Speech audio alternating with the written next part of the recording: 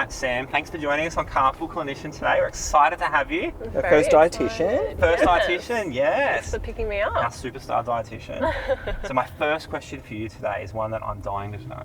Yeah. What is the difference between a dietitian and a nutritionist? Yeah, very good question.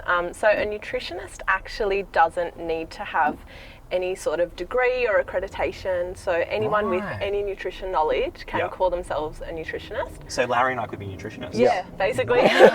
So there's no regulation around like the title. Gotcha. Whereas with a dietitian, you have to do at least a 4-year degree. So I actually did a 5-year degree, so a bachelor's and a master's. Okay. There's obviously your placements you have to do within those degrees. Yep. Then there's the supervision through the placements, and on top of that, you have to do a mentorship after you finish for a year. Okay. Yeah. So there's a lot that goes into the process of becoming a dietitian, and then that's when you can finally become fully accredited by Dietitians Australia, which is our body. And they regulate our titles, make sure that everything's going well, make sure that we do professional development every year, at least 30 hours. Yeah. So with that, what would be the benefit of seeing a dietitian? Yeah. So I think almost everyone could benefit from seeing a dietitian because there's so much of, food in our life. It's such a big part of our life, I guess. My whole life. Yeah. So in terms of that, like making sure you're eating healthy, eating a variety of foods is a big part of that. So if we're eating a variety of foods, we're reducing our risk of having any deficiencies.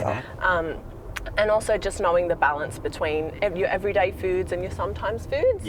And with all of the misinformation that's out there. Have you had any really good wins recently, like working with participants? Yeah, I think working in the disability space, you always feel a lot of job satisfaction, which is good. In particular, I did have a pediatric client who has autism. Wow. So with that client, initially, because they are a fussy eater and they do have sensory aversions to food, they weren't very engaged in the session. So we've recently started talking about how we connect art and food because she's really, really into art and she's really good at art. So she's been doing drawings of the food that she enjoys and bringing them to life and like adding emotions into the food. And so like her engagement in sessions has just gone up. All right, so my throw-in question for you today, Sam. I have a 16-month-old little girl who absolutely loves sweet food. So it's to the point now where it's hard to feed her anything healthy and normal. She just wants the cookies and the chocolates and things like blueberries.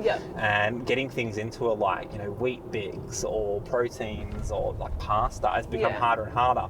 Is there a go-to quick tip for me on how I can get her re-engaging with eating healthy normal foods and not all the yummy sweet stuff? So with kids, particularly infants, they like to go off whatever mum and dad are doing or whatever their parents are doing in general. So modelling that behaviour of what you want her or him to do is a great idea, and just doing that very exaggerated in front of them so that they know like you're enjoying it, you're reading it, you're having a good time. That's a great way to get them to kind of model that behaviour. Good tip. I'm going to try that tonight. Well, we're up to our favourite part of Carpool, 2 truths and a lie. 2 truths and a lie. So Larry and I have to guess the lie. And I think we're pretty even on how we're going this year. So hit us with your 2 truths and a lie and we'll see who can win. So I'm going to be the tiebreaker.